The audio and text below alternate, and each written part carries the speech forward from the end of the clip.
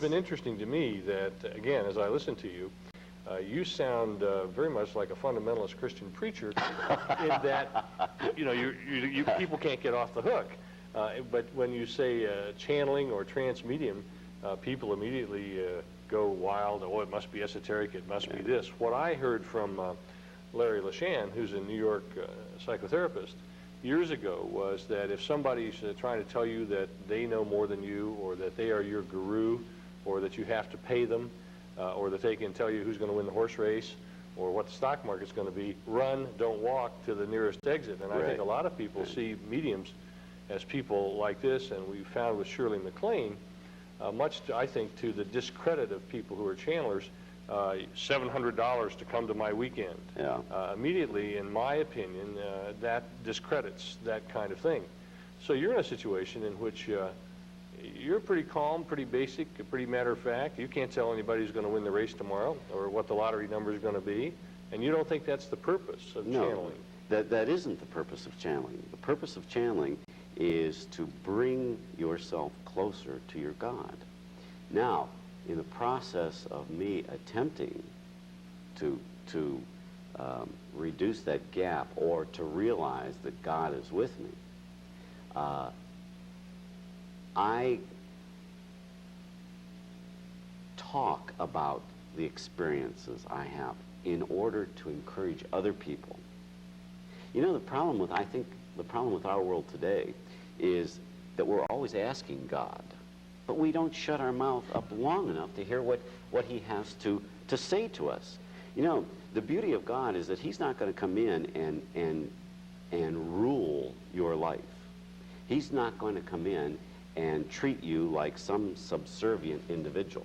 He's going to come to you and say, look, I created you with a unique personality, with a free will, and with a good mind, and I expect you to use them.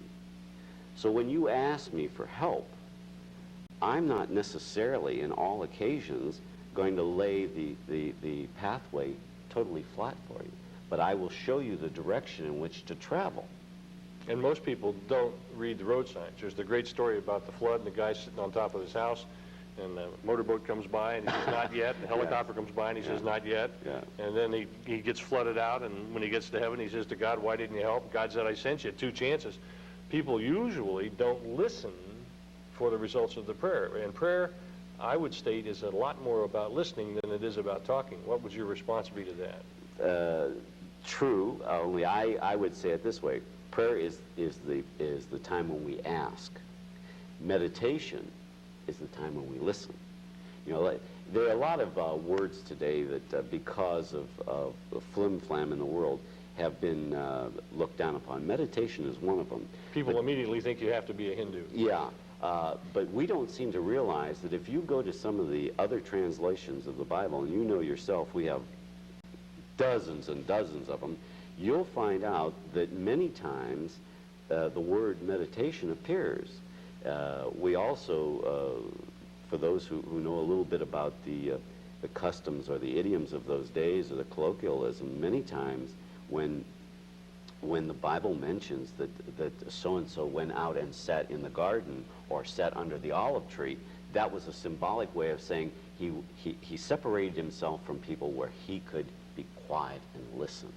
You know, so I would say fundamentalist Christian community today seems to not realize that there's nothing wrong with meditation. Meditation is that quiet time where you exclude the world and you go inside and you listen to what your Creator has to say to you. We can't be free thinking people and in a position to choose and make choices if we're always going to want to put the responsibility on someone else.